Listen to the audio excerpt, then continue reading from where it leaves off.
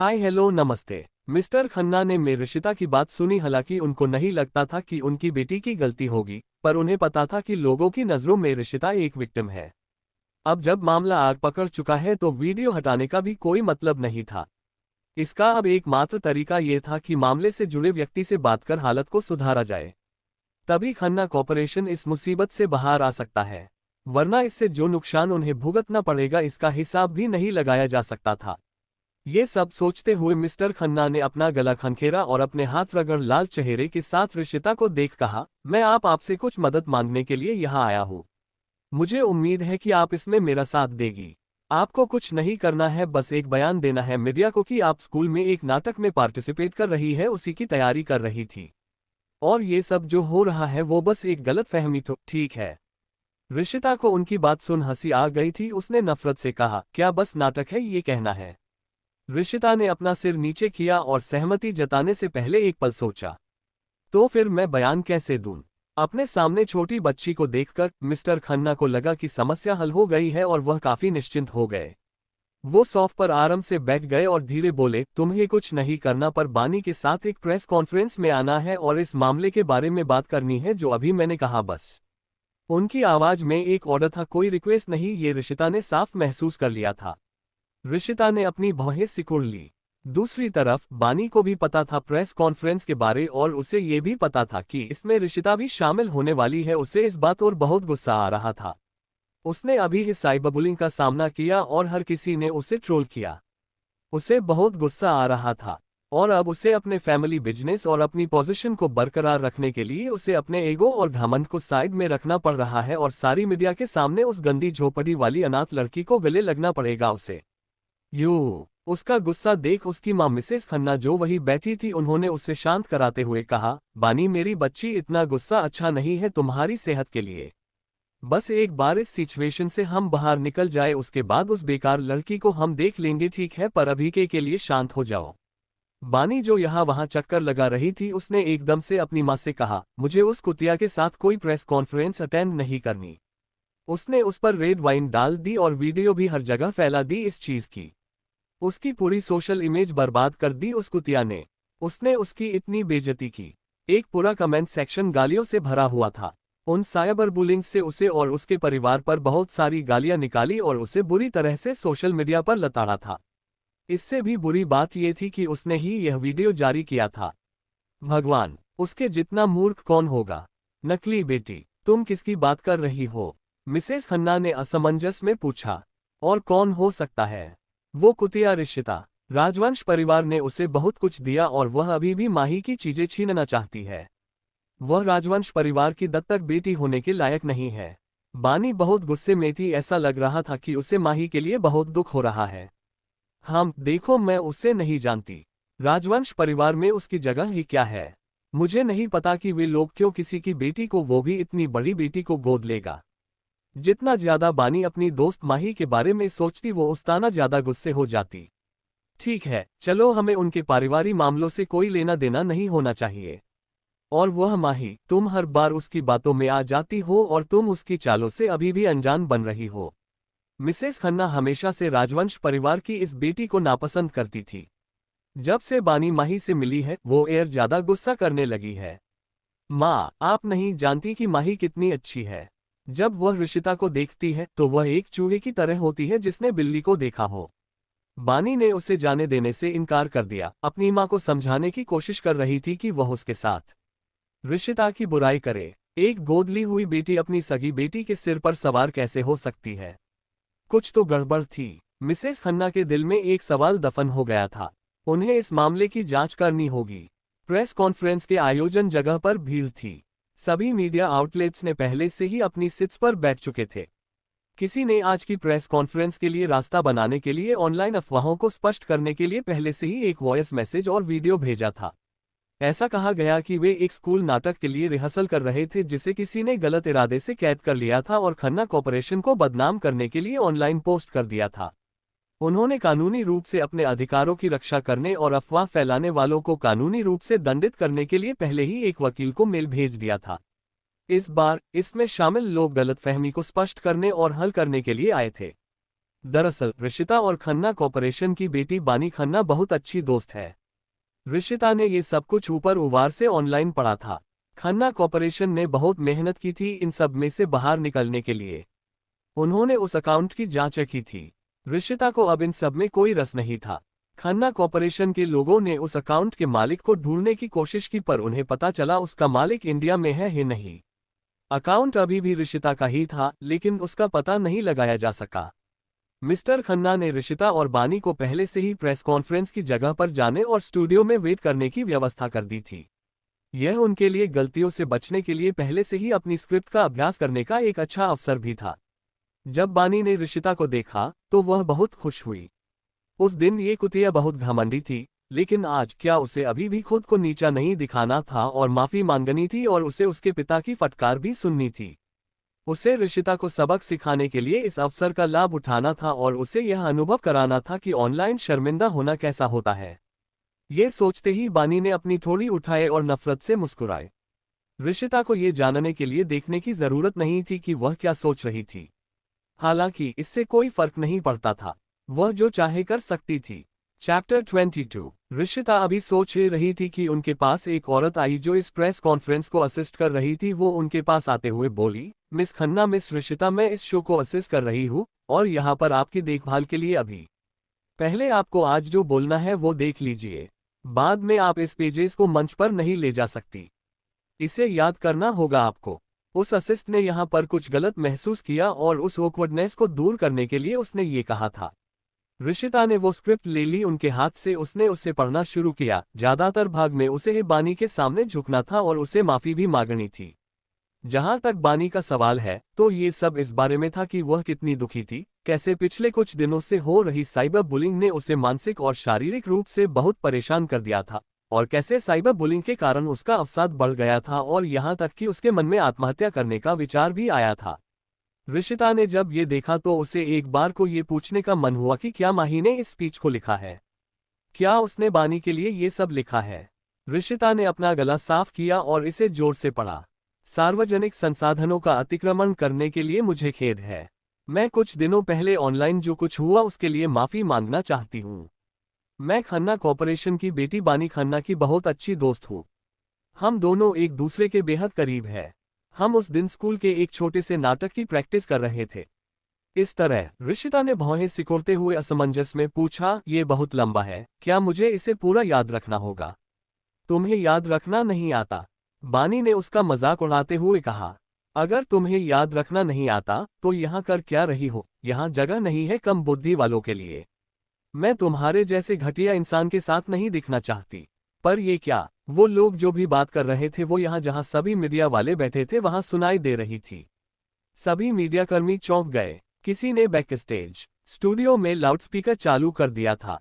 हालांकि वे अभी अंदर नहीं आए थे, लेकिन मौजूद रिपोर्टर उनकी बातें साफ साफ सुन सकते थे। प्रेस कॉन्फ्रेंस शुरू होने से पहले उन्होंने मिस खन्ना के द्वारा कहे गए बुरे शब्द सुने। मतलब रिशिता असल में विक्टिम थी जिसे समझौता करने के लिए मजबूर किया गया है। क्या मजाक है ये सब? इस प्रेस कॉन्फ्रेंस की योजना भी खन्ना कॉरपोरेशन ने ही बनाई थी। समय ही पैसा था। कई पत्रकारों ने मौके पर ही रिकॉर्डिंग जारी की। एक ही पल में सोशल मीडिया यूजर्स की राय फिर से रिशिता की ओर झुकने लगी। इस बार इंटरनेट पर खन्ना कॉरपोरेशन की खूब आलोचना हुई। बानी का एटीट्यूड और शब्द पिछली बार की तरह थे, जिससे सबको अब यही लगने लगा कि बानी वो शख्स है जिसे अपने नीचे के लोगों के छूने और बात करने भर से भी नफरत है। इस बार स्टूडियो में रिशित के शब्द और हरकतें बिल्कुल भी आपत्तिजनक नहीं थीं। भले ही वे किसी को दोषी ठहराना चाहें, लेकिन उसे दोषी नहीं ठहराया जा सकता था।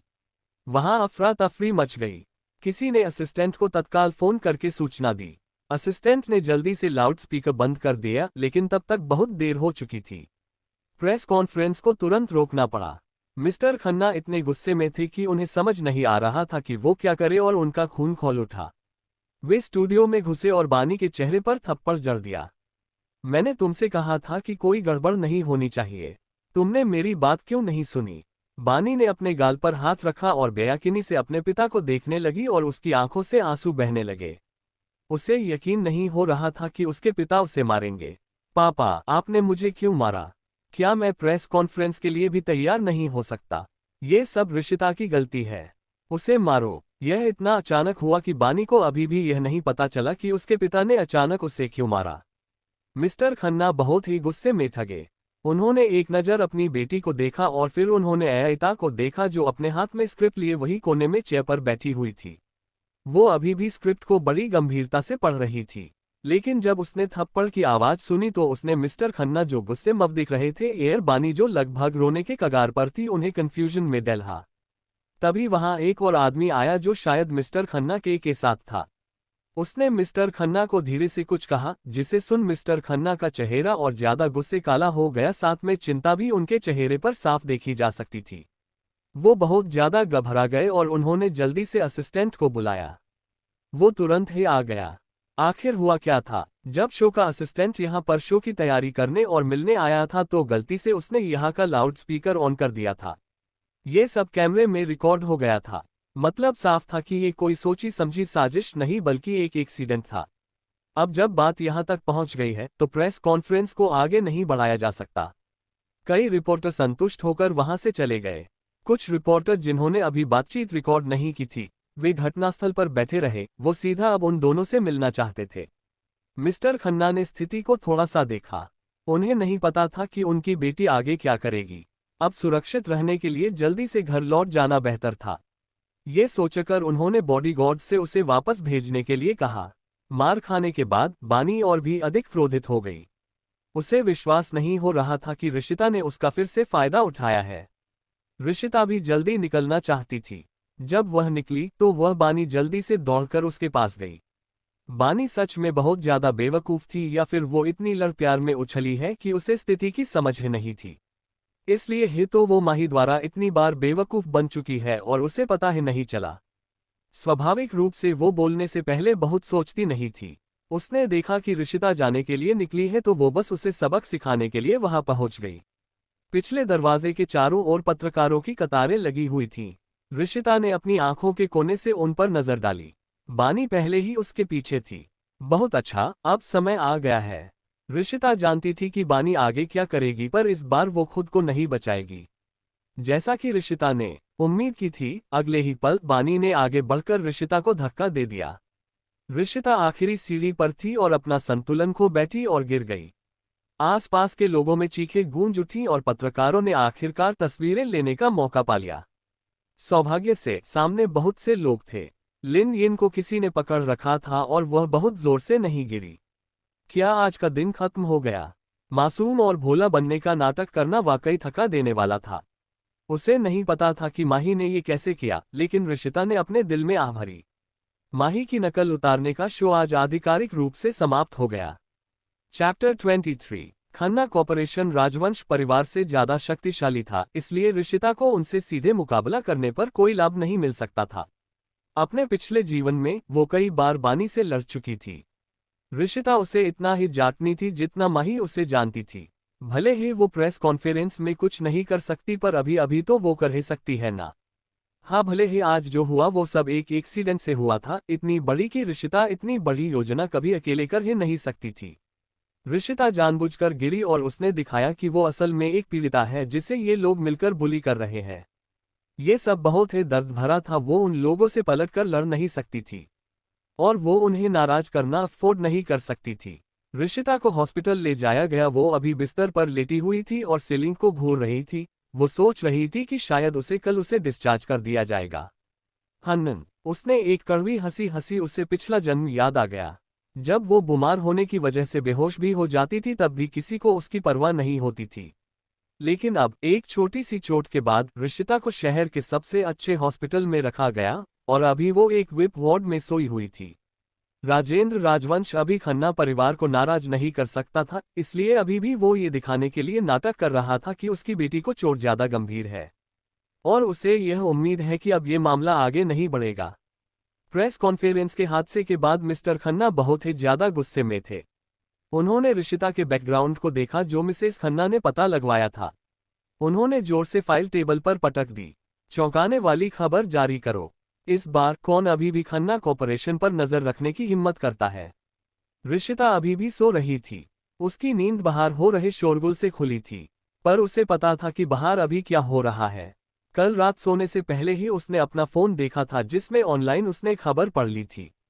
उसने पहली नज़र में ट्रेंडिंग न्यूज़ को देख लिया था।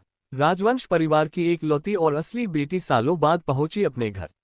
लौट आई है राजवंश परिवार में द रियल डॉटर। राजवंश परिवार को रियल बेटी की घर वापसी की लड़ाई। आधुनिक प्रिंसेस वॉर, रियल और fake princess. The real warrior queen Rishita राजवंश।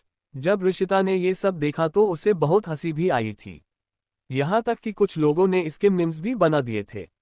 ये सही तरीका था और सही वार भी खन्ना कॉर्पोरेशन का खुद पर से मीडिया का ध्यान हटाने के लिए। शायद उन्होंने बहुत सारे पैसे खर्च किए हैं। उन्होंने ऑनलाइन मार्केटिंग अकाउंट्स को एक टीम की तरह ऋषिता की खबर फैलाने के लिए कहा। इंटरनेट बहुत ही लयबंद था। ऐसा लग रहा था कि कोई कंपटीशन चल रहा है यहाँ दोषावितरण का। सब कुछ एक के बाद एक सामने आ रहा था और सभी प्रकार की रिपोर्टें एक के बाद एक सामने आई। कमेंट सेक्शन और ज्यादा आगे बढ़ गया था। ऋषिता ने एक नज़र उन सब पर डालो और अभी ऑनलाइन उसकी पिछली न्यूज़ ही चल रही थी। हालांकि कमेंट मिश्रित थे लेकिन उसके लिए कोई भद्दा कमेंट नहीं था। तभी इस लड़की ने खन्ना परिवार की लड़की से लड़ने की हिम्मत की क्योंकि वो अमीर परिवार से जो थी। ये कहानी कितनी अजीब है। अब तो मुझे भी ये शक है कि मैं एक अरबपति बाप की बेटी हूँ। मुझे जलन हो रही है। सही में ये माही कितनी चालक है। उफ, मैंने लंबे समय से उसे नापसंद किया है। वो हमेशा से ही कमजोर होने का नाटक करती है। क्या वो ये सोचती है कि वो एक अच्छी एक्ट्रेस है? मुझे उसे देखकर ही नफरत होती है। जल्दी से इस गंदगी को दूर करो। जल्दी से ऋषिता को उसके माँ पापा लौटा दो। ऋषिता से उसकी प्रॉपर्टी और हक के लिए मत लड़ो। निकल जाओ। मैंने कुछ दिन पहले ही माही का इंस्टा अकाउंट देखा था। वो बिना किसी का नाम लिए किसी की बुराई कर रही थी। अब मुझे पता चला शायद वो छुपके से ऋषिता के बारे में ही कह रही थी। क्या ये सच है? मैं जाकर देखूं। वीआईपी वार्ड किसी कारण से वीआईपी था। यहाँ ये पता नहीं लगता था कि कितने बड़े लोग वहां रुके थे। थोड़ी देर बाद ऋषिता को पिछले दरवाजे से छुट्टी दे दी गई। सुमित्रा जी ने गुस्से से भरे भाव के साथ ऋषिता को उठाया। जैसे ही यह खबर बाहर आई, माही ने घर में हंगामा मचा दिया और सामान तोड़ दिया। अंत में वह अपनी छाती पकड़कर जमीन पर निश्चल होकर लेट गई। नौकरों ने जल्दी से उसे बिस्तर पर ले जाया। उन्हें उसे अस्पताल भेजना सुविधाजनक नहीं लगा। उन्हें डर था कि वहां बहुत सारे रिपोर्ट होंगे, इसलिए वे जल्दी से परिवार के डॉक्टर को बुला सकते थे। ये देखकर कि माही ठीक थी, सुमित्रा जी ऋषिता को अस्पताल से लेने आई। देखो तुमने क्या बिगाड़ा है, सुमित्रा जी ने उसे देखते ही डांटा। अब जब खबर हर जगह फैल चुकी है और इसका ठीकरा हमारे परिवार पर फोड़ दिया गया है, तो देखो तुम इस गंदगी को कैसे साफ कर सकती हो। सुमित्रा जी का सिर दुख रहा था। उसने सोचा कि माही बिस्तर पर पड़ी है और उसका चेहरा उदास है और वह लंबे समय से बेहोश है। जब से तुम हमारे घर आए हो, हमारे परिवार में परेशानियां कम नहीं हुई हैं। मुझे तुम्हें अपनी बेटी के रूप में नहीं रखना चाहिए था। अगर आप मुझे नहीं चाहते हैं तो मुझे वापस भेज दें, ऋषिता ने ठंडे स्वर में कहा। अगर उसे वापस भेज दिया जाता तो भी उसे आज़ादी मिलती। वैसे भी यहाँ उसका इंतजार करने वाली एकमात्र चीज वह विकृत बूढ़ा टाइकून था। तुम कमीनी, सुमित्रा जी गुस्से में थी। इस कमीनी ऋषिता ने इतनी बड़ी मुसीबत खड़ी कर दी थी और वास्तव में उससे इस तरह बात करने की हिम्मत की थी। सुजाता जी इतनी गुस्से में थी कि वह कांपने से खुद को रोक नहीं पाए। कमीना, कौन है कमीना? ऋषिता ने सुजाता जी की आंखों में देखा। उसकी नजर तीखी और ठंडी थी। अगर आप मुझे अपनी बेटी की तरह नहीं मानते तो परवाह करने का नाटक मत करो। सुजाता जी ने अपनी बेकाबू बेटी को देखा और हताश हो गई। वह वास्तव में आशा करती थी कि सौम्य, समझदार, उदार और शिष्ट माही उसकी असली बेटी होगी और ऋषिता को जितना हो सके दूर भेज दिया जाएगा। चैप्टर 24। इतना सब हो जाने के बाद जब ऋषिता और सुजाता जी अपने विला में वापस लौटे तो आज यहाँ पर बहुत शांति थी। सारे सर्वेंट अपनी जगह पर शांति से खड़े थे। कोई भी जरा भी हिलने की हिम्मत नहीं कर रहा था। सब अपना काम आहिस्ता से कर रहे थे, बिना कोई आवाज किए। एक सर्वेंट जिसे चुगलियां करना पसंद थी वो अभी सीढ़ियां पोंछ रही थी। उसने अपना काम बहुत पहले ही खत्म कर लिया था, पर वह अभी यहाँ पर काम करने का दिखावा करते हुए माही की बातों और उसके कांड को देखना चाहती थी। थोड़ी देर बाद नौकरों ने अपनी खुसूर फुसूर शुरू कर दी। ओह, ये क्या मिस ऋषिता वापस आ चुकी है? ऋषिता सीधे अंदर आ गई थी और सुजाता जी अभी भी वही खड़ी रह गई। ऋषिता को सुजाता की जरा भी परवाह नहीं थी। आखिर हो भी क्यों? परिवार का प्यार और साथ। वो अब ये दिखावा नहीं करना चाहती थी। राजेंद्र जी अपने कमरे से जब बाहर निकले तो उन्होंने सुजाता जी और ऋषिता को घर के अंदर आते हुए देख लिया था। इसलिए उन्होंने सारे नौकरों को वहां से निकल जाने का इशारा किया। राजेंद्र जी नीचे आए। नौकरों ने पहले ही दरवाजा बंद कर दिया था, जिससे अब उस लिविंग हॉल में वो तीनों ही थे। सिर्फ राजेंद्र जी थी ऋषिता के सामने आके खड़े हो गए। तुम आ गई हो ऋषिता, क्या तुम्हें पता है तुम्हारी गलती क्या है? उनके चेहरे पर कोई भाव नहीं था और ना ही उनकी आवाज में कोई फीलिंग थी ऋषिता के लिए। रियाहुत को तो विश्वास ही नहीं हो रहा था अपने कानों पर। क्या उसकी गलती? क्या है उसकी गलती? कोई बेवकूफ इंसान भी ये बता सकता है कि उसने बहुत कोशिश की पर नत में सब बिगड़ गया। अब इसमें भी उसकी गलती है। ऋषिता ने अपने पापा की ओर देखा और बिना किसी भाव के बोली, मुझे नहीं पता। राजेंद्र जी को अब गुस्सा आने लगा था। जिस दिन से इस लड़की ने घर में कदम रखा था उस दिन से उनके आसपास और उनके लिए परेशानियां खड़ी हो रही थी। ये लड़की सच में पनौती है। उन्हें पता था कि ऋषिता उनके कंट्रोल में नहीं है, पर उन्हें ये नहीं पता था कि इतनी गलतियों के बाद भी ये लड़की ढिठाई से उनके सामने खड़ी है। वही सुजाता जी के चेहरे पर भी साफ साफ नाराजगी देखी जा सकती थी। भले ही माही बीमार होने का नाटक कर रही हो, लेकिन जब उसने राजेंद्र की तेज आवाज सुनी तो वो एक कमोजे होने का नाटक करते हुए बाहर रेलिंग के पास आ गई। वो धीरे बोली, पापा उसे दोष मत दो आप। उसकी कोई गलती नहीं है। शायद उसका ऐसा करने का कोई मतलब नहीं होगा। उसकी आवाज कमजोर, धीमी और कपकापती थी। सुजाता ने जब उसे देखा तो वो जल्दी से माही के साथ खड़े नौकर को डांटते हुए बोली, माही के साथ रहो, उसे अकेले मत छोड़ना। माही सच में एक बादी एक्टर बन सकती थी अपनी इस एक्टिंग स्किल के साथ। बाहर से ऐसा लग रहा था कि वो आने पापा को रोक रही है ऋषिता को डांटने से और वो उसे माफ करने को कह रही है, पर असल में वो ऋषिता पर प्रेशर बना रही थी खुद अपनी गलती मान ले। ऋषिता ने उसे तुच्छ समझा और माही की ओर देखा तक नहीं। देखो, उसकी दोनों बेटियों के बीच इतना अंतर क्यों था? सुजाता फिर से क्रोधित हो गया। वो बोली, तुम बेशर्म लड़की, तुमने जो किया उसके बाद खन्ना परिवार भड़का है। क्या हम खन्ना परिवार को ऑफेंड कर सकते हैं? ऋषिता ने अपनी भौहें उठाई, उकसाया। माने, ये माही नहीं थी जिसने बानी को उकसाया। उसकी बात सुन माही का चेहरा लाल हो गया। बानी और मैं बहुत अच्छे दोस्त हैं। हमने कभी झगड़ा नहीं किया। ठीक है, मुझे नहीं पता कि ऐसा क्या हो गया तुम दोनों के बीच की पहली ही बाती में उसने इतना बड़ा हंगामा कर दिया। सुजाता जी ने जैसे ही माही की बातें सुनी उन्हें ऋषिता पर और ज्यादा गुस्से आने लगा। वो उसे मारने के लिए अपना हाथ उतबा चुकी थी, लेकिन तभी ऋषिता ने एकदम से उनकी कलाई पकड़ ली और उनका हाथ झटक दिया। उसके ऐसा करने से सुजाता जी लगभग गिरने को हो गई थी। ये आप क्या कर रही थी? बिना सच जाने आप मुझे मारना चाहती थी क्या? इसलिए ही आप सब मुझे वापस लाए हैं? ऋषिता लगभग उन्हें घूरते हुए बोली। उसकी ये जन्म देने वाली माँ एक अजनबी से भी गई गुजरी थी उसके लिए। उसकी ये बात सुन राजेंद्र और सुजाता दंग रह गए। ऋषिता अब और ज्यादा चुप नहीं रह सकती थी। वो भड़क चुकी थी। 18 साल बाद आप लोग मुझे घर वोस लाए। ठीक है, मान लिया मैं गायब हुई, आपकी कोई गलती नहीं। आप मुझे इतने साल बाद घर लाए, पर क्या इतनी ही जिम्मेदारी थी आपकी? आप कभी मुझे नहीं समझ सकते। बिना सोचे समझे, बिना पुती बात जाने आप मुझे मारने या डांटने लगते हैं। क्या आपने एक बार भी मुझे समझने की कोशिश की? हुआ सच में आप लोग मेरे पेरेंट्स हैं? ऋषिता के मन में अब उनके लिए कोई भावना ये नहीं थी। अब ऋषिता सीधे माही की ओर अपनी ठंडी निगाहों से घूरते हुए कहा, क्या आप लोगों ने एक बार भी जानने की कोशिश की या मुझे समझाने की कोशिश की कि आखिर उस समय हुआ क्या था?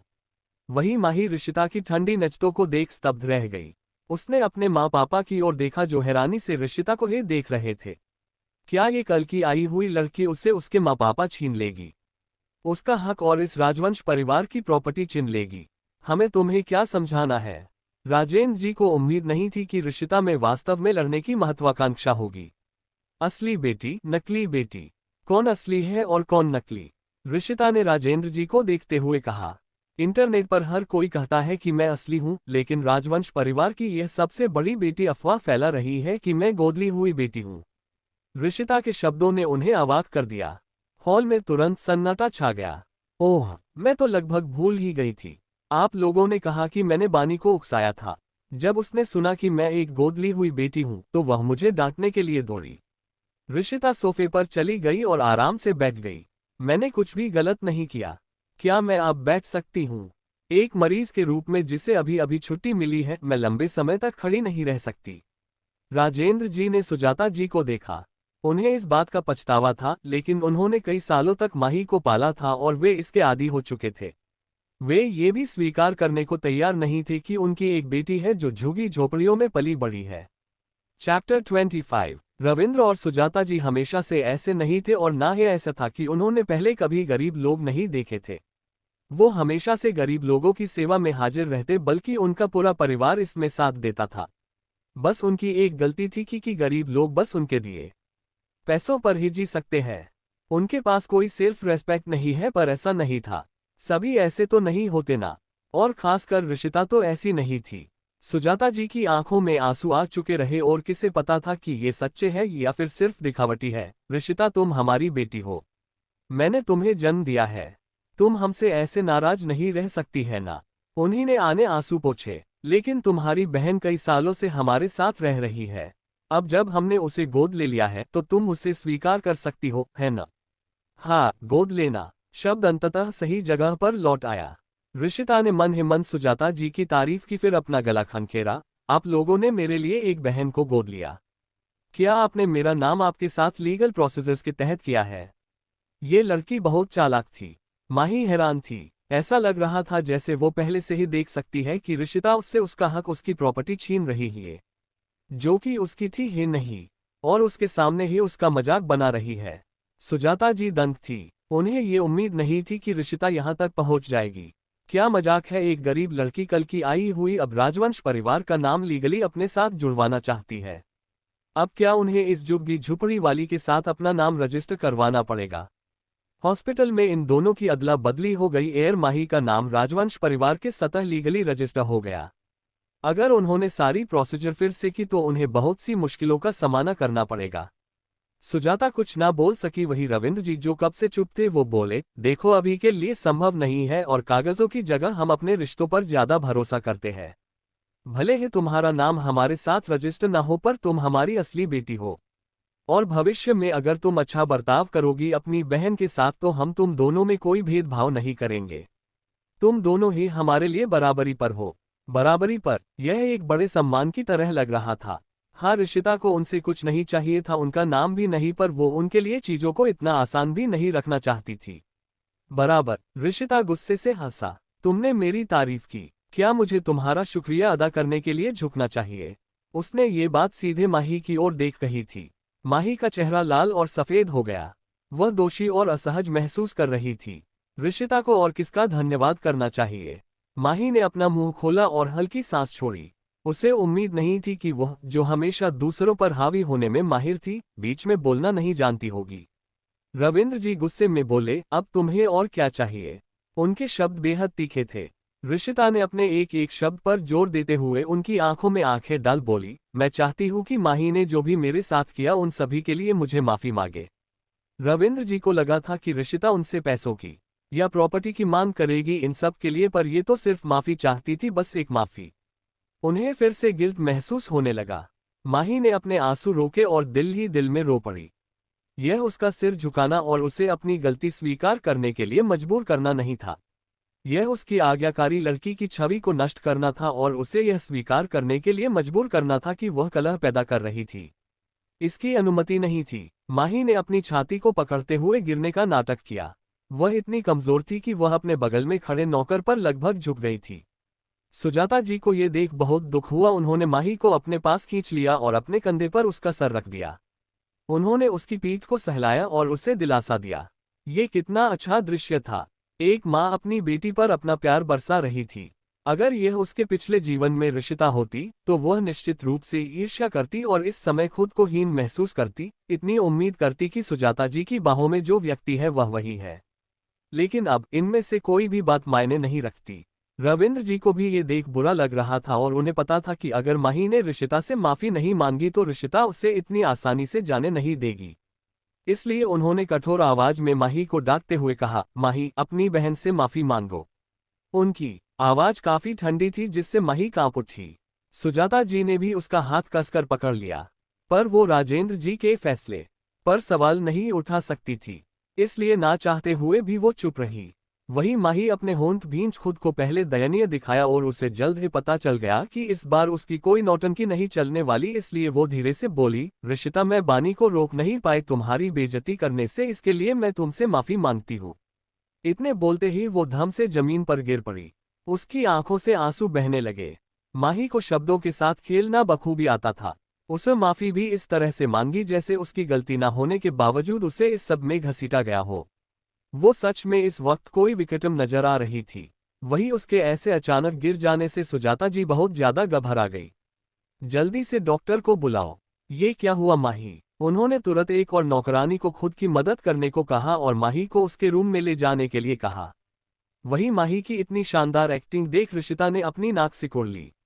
वो फिर से बोली, ठीक है अब आप लोग ऑनलाइन और न्यूज सब में एक स्टेटमेंट दे दीजिए कि मैं आपकी असली बेटी हूँ। मेरी पहचान सबको बताओ। ऋषिता को पता था कि माही को कैसे गिरना है। माही को बहुत घमंड है कि वो राजवंश परिवार की असली और लौती बेटी है। पर सच तो कुछ और ही था। एक बार ये बाहर आ गया कि ऋषिता ही असली बेटी है तो माही अपना अभिमान पूरी तरीके से गवा देगी और फिर वो बस एक गोद ली हुई बेटी के रूप में जानी जाएगी।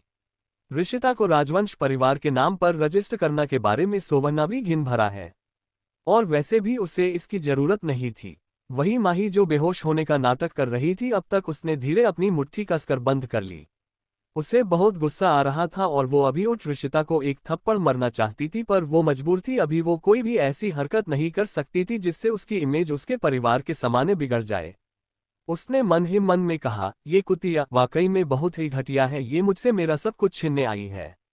चैप्टर 26। रविंद्र जी ने जैसे ही ये सुना वो सोच में पड़ गए। उन्हें ये समझ आ गया कि उन्हें अगर लोगों की राय बदलनी है माही के लिए तो उन्हें ये करना पड़ेगा। उन्होंने अपना फोन उठाया और एक नंबर डायल किया।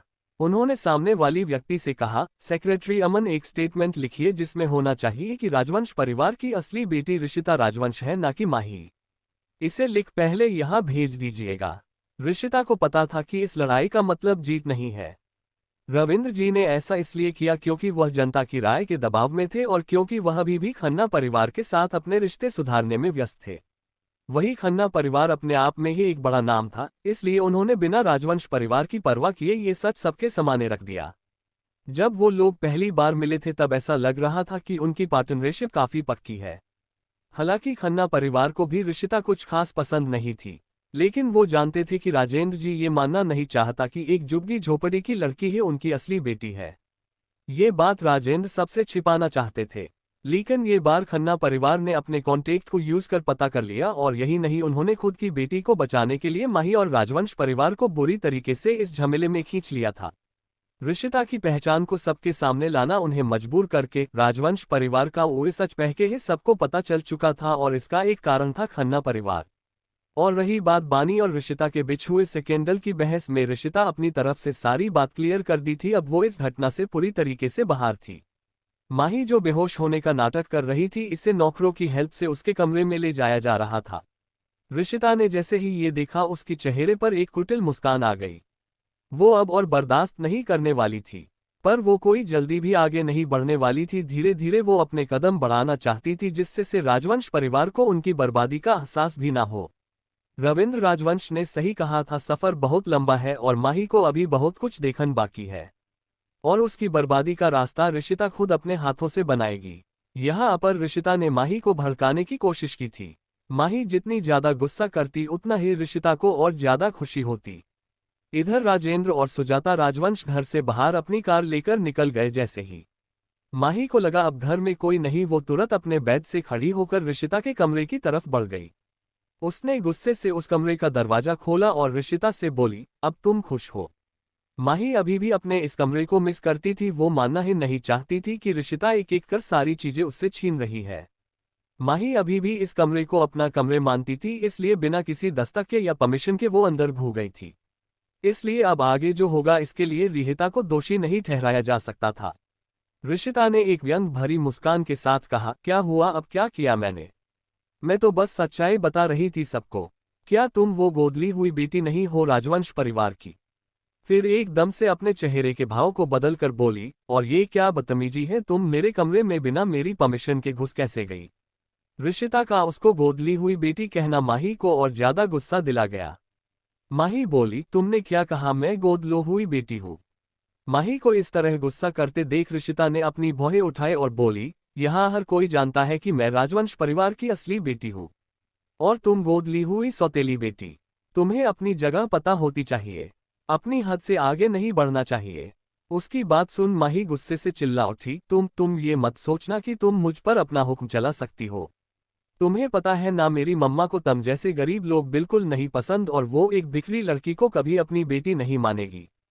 तुम इस लायक नहीं हो कि तुझे राजवंश परिवार में रखा जा सके। ये सुनकर भी ऋषिता के चेहरे पर कोई भाव नहीं था। वो ना उदास थी, ना गुस्से में और ना ही खुश थी। पर फिर उसके होंठ खुले। सच में ऋषिता का ये ठंडा रवैया माही को और ज्यादा गुस्सा दिला रहा था। ये घटिया लड़की खुद को समझती क्या है? उसकी हिम्मत कैसे हुई उसकी इंसल्ट करने की? ये भिखारन कुछ ज्यादा ही बेशर्म है। यही बात माही के दिमाग में आ रही थी। क्या गुस्सा क्यों हो रही हो? क्या ये सच्चाई नहीं है? क्या राजवंश परिवार ने यही नहीं कहा? ऋषिता ने शांत और धीमी आवाज में माही से सवाल किया। माही का चेहरा उसके सवाल से काला पड़ गया। तुम घटिया लड़की। वो आगे भी कुछ बोलना चाहती थी। ऋषिता फिर से बोल उठी, क्या ऑनलाइन जो कुछ भी हुआ उसमें तुम्हारा हाथ नहीं था माही? क्या वो तुम नहीं थी जिसने बानी खन्ना को भड़काया? माही अभी भी मानने से इनकार कर रही थी। उसका इस चीज से कोई लेना देना नहीं है। ऋषिता ने एक कुटिल मुस्कान के साथ कहा, तुम अपनी बेस्ट फ्रेंड से क्यों नहीं पूछती कि मैं क्या कर सकती हूँ हनन? माही ने जैसे ही बानी का जिक्र सुना उसके कान खादर हो गए। वो अविश्वास से बोली, तुमने बानी का इस्तेमाल किया ना? टीम ने सब जानबूझकर किया। वो भरोसा करना नहीं चाहती थी अपनी कही बात पर। उसे बिल्कुल भी नहीं लग रहा था कि ऋषिता इतनी चालाक हो सकती है। वो ऐसा बिल्कुल नहीं कर सकती। वो एक गवार और बेवकूफ लड़की है जिसे आसानी से अपने जाल में फंसाया जा सकता है। उसे ये सब सुजाता जी को बताना चाहिए कि उनकी ये बेटी कितनी बड़ी कामिनी है और कैसियो की मासूम बेटी को वो हैरेस कर रही है। वो एक अमीर परिवार की गुणी बेटी है, वही ऋषिता एक कीचड़ है, एक काला दाग है उनके परिवार पर। क्या और कुछ भी बाकी तुम्हें कहने के लिए? अगर नहीं तो जा सकती हो तुम मेरे कमरे से। ऋषिता ने सीधे शब्दों में माही को उसके कमरे से निकल जाने के लिए कह दिया। पर माही तो माही थी घमंडी। वो बोली, तुम्हारा कमरा? क्या बात है, इतनी जल्दी भूल गई? ये मेरा कमरा है जिसे तुम्हें भीख में दिया गया है। ऋषिता उसकी इस बात पर हंस पड़ी। हाँ हाँ हाँ, भीख नहीं, मैंने छीना इसे तुमसे और अब ये मेरा है। माही को यकीन ही नहीं हुआ। उसका गुस्सा उसके सिर पर चढ़ गया था। वो ऋषिता के कमरे में घुस सकती थी। ये लड़की कुछ ज्यादा ही घमंडी होती जा रही है। ऋषिता ने उसे वार्निंग देते हुए कहा, अगर अब कभी मेरी परमिशन के बिना मेरे कमरे में आई तो मैं तुम्हारा वो हाल करूंगी जो तुम सोच भी नहीं सकते। शीशे में अपना चेहरा नहीं देख पाओगी तुम कभी। समझ आई बात? माही अब घबरा रही थी ऋषिता से। वो एक जंगली जानवर की तरह हो गई जिसे काबू में रखने के लिए एक छोटी जगह में बंद कर दिया हो। अब वो उसे पंजा मारने के अलावा कुछ नहीं कर सकती थी। आगे क्या होगा इस कहानी में जानेंगे अगले पार्ट में। तब तक के लिए बाय। आज के लिए इतना। हाय दोस्तों, मिलते हैं।